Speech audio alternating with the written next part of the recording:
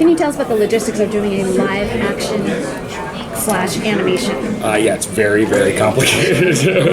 There's a reason that there haven't been any shows like this on television with this level of integration. Basically, it's just really, it's almost like making two shows in one. You know, we have this, we make a live action show that you have to like prep to put this animated character into. Okay. So we have an actor that plays Zorn on set, this actor named Dan Lippert. He's like an improviser, comedian from LA. We shoot a rehearsal tape with him, and then he leaves, we set eyeline marks, and then he reads all his lines off camera. Simultaneously, there's an animation supervisor on set taking that rehearsal tape and drawing all these reference poses for Zorn in. So the editors have them, so they're not just looking at, blank, blank screen. And then I record Zorn's voice when we do our editor's cut and the director's cut of the show. Once we get it to where we like it, we bring Jason Sudeikis into the process. He records Zorn's voice, which we then, he improvises, he changes things, we rewrite little Zorn moments. Then finally, once we get it down and lock a cut, the animation part of it can begin. So that's where we are now. We've basically wrapped live action production, and now we're kind of getting into the second show. Yeah, it's funny. We had our wrap party.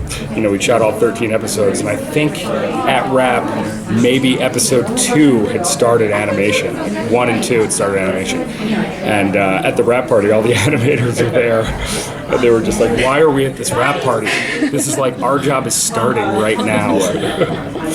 How hard is it to kind of visualize Zorn when you are kind of directing them and maneuvering actors around the set? Well, I mean, it's not that hard. Well, there's a lot of prep that you have to do. There's a lot of rules that we have, with having this two-dimensional animated character in this show. You can't do certain camera moves. Like, we want him to look kind of like a flat 2D, old Hanna-Barbera character, like he's from the early 80s or something.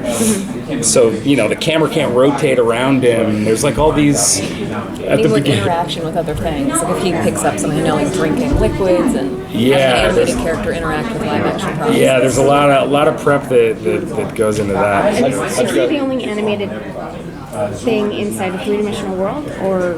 Yeah. So basically, in the world that we've created, it's not unlike our own, except there's an island in the Pacific Ocean that is a cartoon island.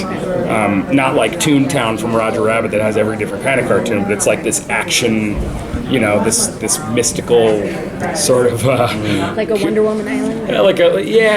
Like almost like a Skull Island or something like that. Okay. With all these fantasy elements. It's a very difficult show to describe. When people see it, it's so much easier. It's like, this makes total sense. How did you guys settle on the animation style? So you said late 80s, that kind of aesthetic. How did you guys settle on that? I think it's just, when I came on as director, there was already this script that Reed Agnew and Eli Journet wrote. Phil Lord had pitched the original idea. It was sitting with Lord and Miller for a while. That was kind of the conceit of it when I came on, that it was this action, this character that's remnant of all these, Conan the Barbarian and Thundercats and like all these different cartoons from that era. So that was kind of set in stone. When we hired Titmouse as the animation studio, we just got a little bit deeper into, how do we want this character to move in our world. He moves at a different frame rate than the live action characters do. He's animated on 2s. The live action people move at 24 frames per second. So there was a lot of like figuring out that had to go into that. But it just I don't know. We're all big fans. We were all like little boys when those kind of cartoons were out. So I think it's just now we're all like in our late 30s or early 40s, and we just yeah, that's really how we settled on it. How is it being part of a network that has so rich with so many classic cartoons and legendary cartoons? Yeah, I mean, what's great about this show for Fox is it really, especially for Sunday night, it's such a blend of what they do so well. And I know they were looking, I think originally when they bought the pitch, they were looking for the next big family show for Fox, and it's just the perfect way to do it. So I feel like it's going to go in that lineup so well with Simpsons and Us and Family Guy and Last Man. It's just a blend of both the things they do really well. Yeah, it's amazing. Like when we shot the presentation pilot a year ago today, we were shooting actually. We all said, "Oh, wouldn't it be so amazing? Like if this show gets picked up, it would be so cool if we were on like next to The Simpsons or like after The Simpsons." And here it is, a year later. We're about to premiere right after The Simpsons. And, you know, we always felt like that Sunday night on Fox with all those other animated shows was the perfect place. One more thing, could you describe the feeling you had when you walked into Comic-Con and the entire wall of the Hilton has... Yeah, we showed up at different times and we're just like texting each other. I drove up and a train stopped in front of me and it's right there. It's just, this show hasn't aired yet, you know? It's crazy. It's great. It's really exciting. Aside from the obvious aesthetical differences, how would you guys say the show kind of separates itself from conventional sitcom kind of norm, because it is a conventional sitcom premise to start? Sure. How do you guys kind of separate from that? I kind of feel like it doesn't really, other than the animated element. I feel like tonally, I mean, and in some ways, I feel like we were talking about like the beginning of the episode is really like Act 1 is what you'd see on many other family shows, and it's the twist we have that kind of dictates what the stories are. So it's sort of like, you know, we have one story where it's like Zorn gets back together with an old girlfriend, and it's a toxic relationship, and she's literally toxic. She's literally radioactive. So like first act is I'm just gonna, you know, call up an old ex, and then things escalate. It gets to a pretty heightened place, but it still remains very grounded and relatable. Yeah, starting it from like those grounded places, and just we have such a cool opportunity with this cartoon character to tell relatable stories, but blow them out to these crazy places and make, you know, everything that Zorn does.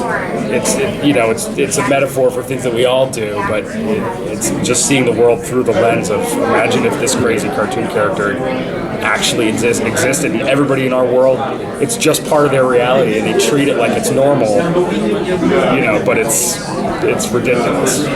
Can you explain to us how it's a family show? I mean, well, it's basically it's Zorn coming back to it's Cheryl plays Edie, and she's now engaged to Tim Meadows' character Craig, and she's got her son Alan, and it's Zorn coming back to basically reconnect with his family, kind of to try to get her back. So it's really kind of the inappropriate dad who shows up like wanting to win his family back, except he's from an animated island. Yeah, it's like this selfish, clueless, you know, divorced, inappropriate, embarrassing divorced dad gets an apartment in town and, you know, re-enters the life of the family that thought they'd kind of lost him forever. And it's like, how does he make all this work, you know?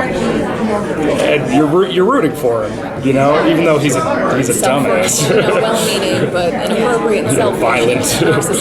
Narcissist dad. Yeah. Is he going to have animated friends? He will, yeah. Yeah, we'll see a few of those. Kind of sprinkled in. Will you be flashing back to their original relationship and why Shah Rukh's character fell in love with him? We do. We touch on that a little bit. Yeah. Sparingly. Was that difficult for you guys to kind of stay on this line where, you know, you do have to move your plot forward, and that's the way we're in television now, that you have to get people's attention right away from the pilot, but at the same time you do have these characters that have this backstory that people want to see. So could you just speak to how you guys kind of balance that in the first season? Yeah, I mean, I think it's really just kind of the first few stories are just what Zorn would want to do. He comes in the pilot and he's, you know, he doesn't want to change at all. Edie kind of prompts him to, if you want to be with your kid, you got to change. And the first couple episodes are really just, he moves in, he gets an apartment, he gets a job, starts working at sanitation at a company that makes soap dispensers, industrial soap dispensers.